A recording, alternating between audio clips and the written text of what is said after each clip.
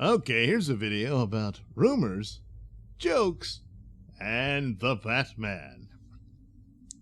so, rumors. The thing about rumors is it can be true, it may not be true, and more importantly, almost always, the rumor turns out to be half true. There's some truth to it, and the rest is a bit of exaggeration and stretching of what actually happened, and that sort of thing.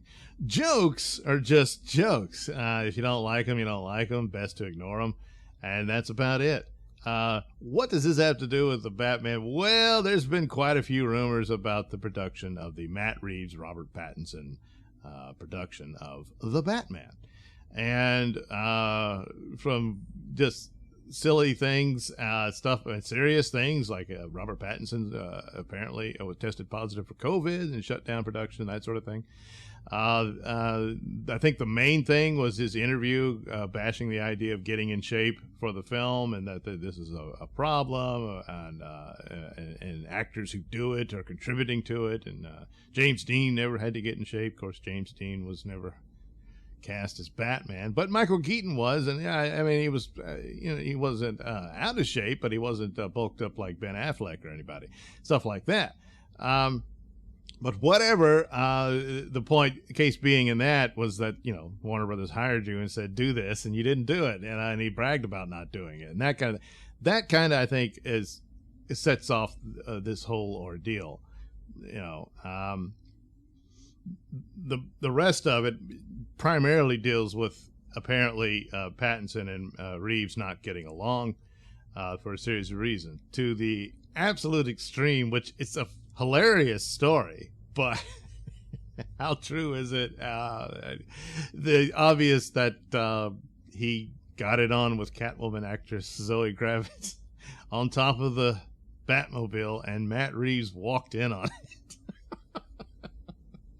it. Come on, it's hilarious. Now, that's one that, if there is a relationship, okay, what would it have to do that involves Matt Reeves in any shape or form? And that possibly they were making out, but why does he get upset about that? I don't know. She is pregnant at the moment, so the speculation was that Robert Pattinson's the father, and for the purposes of reshoots, that's a problem. Mad at him for that. I don't know. But to be continued, if you will. But the idea of that it happened on the set and on top of the Batmobile, but it's it's a funny story. So, but the elements of it that they are having a relationship, but someone exaggerates it to this sort of thing, could be the deal here. But as far as him not being in shape, and that was one of the main ones, was that after they were in lockdown initially, and then he comes back, and that Matt Reeves was upset that he wasn't in shape, and apparently maybe even had lost weight or something like that, and that he doesn't really match up to his stuntman and this sort of thing. That being said, the bat suit that they've designed for this is pretty bulky, so it probably, I don't know that would be too much of a problem. But imagine that there's other problems if they're that upset with each other, that this keeps cropping up. But there's plenty of people who said, no, I have sources who said none of this is true, it's all BS, and that sort of thing. So that's why when you say, well, this is the story I've heard, is it in trouble, or is it just the stalling and the troubles of lockdowns and everything is what hurt it, which is understandable, could be the deal. But that's the thing with rumors, you discuss it. It could be true. It may not be true. So people says, no, I heard it isn't true. Well, you heard it isn't true. You still did. It still applies, So the latest came from Doomcock, that the rough cut or what have you, or assembly cut or however you put it, because they wrapped shooting, was shown to the Warner Brothers executives, and they didn't like it. They were very upset. Apparently, Matt Reeves said, I told you this, the guy is impossible to work with. Apparently the problem is Pattinson. What have you. I don't know. He didn't do a good job or whatever. And so now that they've ordered reshoots, which would delay the film into 2023. Now, if there's any truth to this whatsoever, that's going to be pretty telling if they suddenly announce that, okay, we're moving it into 23, you know. So, you know, that'll tell you right there. There's always reshoots for films, but the problem here is, of course, yes, Zoe Kravitz is pregnant. So, you know, we won't have consistency of image. You have to use body doubles and maybe even CGI her face on them or something. I don't, you know, who knows? But then, of course, that adds to cost and all that sort of thing. But the problem is how much of the reshoots do you actually need? If it's really extensive, then that's a serious problem. And you could understand that would delay it. So that's the deal. That's what he put up. So I sent him an image, which I had an original image. The original one I think is much better, but I couldn't find it at the time. So I just whipped up a new one of it, sort of being a silly encapsulation of this whole ridiculous narrative. Keep in mind, as the joke is, the story is silly and it's bad. If there's elements of it's true, it's still bad. But a lot of it, you know, it's an over-the-top take of what it is, and I just thought it was silly. And it didn't even take me 10 minutes to do, by the way. So sent that, and well, it's been a while since I got a Twitter storm, but I got one. And you would think I did an image making fun of babies dying or something. But when it comes to this sort of thing, you have to consider that it's probably very young people. So you can kind of give them a pass, even though I think it's ridiculous to be starstruck in this sort of thing. But, you know, they're kids, so, you know, you give them a pass. If you're an adult, you get nothing, because that's really sad. And then the rest of it become pretty obvious that these are several accounts and it's one person in some instances, not all. But yeah, so that's how it goes. Some people, then it was the battle of who's the better Batman, and that's not really, because Ben Affleck is in the image, or is it, you know, and all this sort of stuff. The concept art image I used to be the stuntman, of course, is supposed to be Robert Pattinson. It's not, you know, it's not a real person. But you know, it's just the point of the joke is that the skinny guy is not Robert Pattinson at all. That's just some skinny guy dressed up as Batman. I don't know. Sorry, guy. You know, I mean, but I exaggerated it. He's not really that thin. But the idea that he shows up looking like that, that's the silliness of it.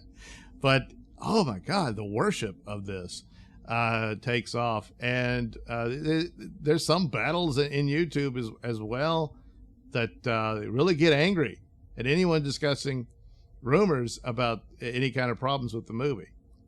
And it's all rather silly. But it's also one of the, as far as Twitter goes, I rarely post my Photoshops on there anymore, except for, you know, promos of stuff and that sort of thing, and occasionally do one here and there, you know, because then your notifications get flooded for somebody who's upset over an image, and then at one point saying I'm meaningless and insignificant and I don't matter, which, yeah, it's you're pretty spot on. At the same time, acting as if it's the opposite, you know, it's strange, but you know. So yeah, this will have no impact on the movie. Don't worry. And the thing of it is, the Batman has some good things going for it. It's got a very cool Batmobile. The premise of it, the best part about it, is the idea of Batman being a detective and solving a murder and mystery and what have you. All of that. Some people complain that it's copying Seven too much. Well, being inspired by Seven is not a bad idea. In fact, some people have made the point that Seven, you could pretend that is Gotham City, because there's a lot of elements all the way through the villain and everything, that this is Gotham before Batman showed up. But you know, just don't copy it outright, like you know, like Force Awakens or something like that. But you can certainly borrow from the Joker movie. Of course, it's an homage to Scorsese, you know, King of Comedy and Taxi Driver, and you can use those elements like that, and that wouldn't be bad. Matt Reeves has a pretty good track record. He's, I know, an alumni from Bad Robot, but as of now, he's the best of the batch, with Kurtzman being at the very bottom. So far, so good. And even with all these rumors, let's say they're absolutely true, everything happened exactly as stated, it could still be a good movie. Who cares if Warner Brothers didn't like it? Because their judgment of late has not been that great, you know? So, yeah, because there's been movies. You can go to World War Z, which did have to be reshot. Half of the movie had to be scrapped and reshot. It was an entirely different story in that one. And it did well. There's been trouble since because they wanted to do a sequel and it's not going to happen, but, you know, that's another story. But nevertheless, just because you hear stories about trouble and stuff, oh boy, oh no, and then it's fine. And in a lot of ways, sometimes when you lower expectations for a film, it actually helps it because you go and see it. Well, this is good, you know. And when it's actually just good, but then you respond to it like it's great because you thought it would be really bad, and then it wasn't, and so that kind of thing. So hopefully, the Batman is really good. You know, and it could be, even with all this stuff, which I lean more towards some of it's probably true, but, you know, a good bit of it isn't. You know, it's just, again, it gets exaggerated. It's like, you know, word of mouth and playing telephone, what have you, you know. The story changes as it goes out. And that's about it. And so there you are. Rumors, jokes, and the Batman. Yes. Yeah. Yeah. So anyway, you know, if you see some snotty images or some smart ass on Twitter, the worst thing you can do is call attention to it. You don't have to. But anyway, if you're still upset about whatever Photoshop I put out there, and it's just crushing your world and everything, well, made you look. Thanks for watching and listening. Say, while you're still here, why not like and subscribe and share with your many friends? Yes. Also, check out my mini stores in the link description below. Yes, where you can get t-shirts, hats, mugs, all those goodies with my artwork on them. Oh, yeah. And head over to indieplanet.com and pick up a copy of my comic book, Night Night. Oh, yeah. You can also catch me at my podcast, Mr Nailsin Show, on RadioMisfits.com. And you can also watch my videos on BitChute.com and now on Rumble.com. Oh, my goodness, so many places to watch me and my stuff. Oh, yeah. And if that's not enough for you, well, you can follow me on many social media platforms and say hi to your old pal, Mr. Nailsin.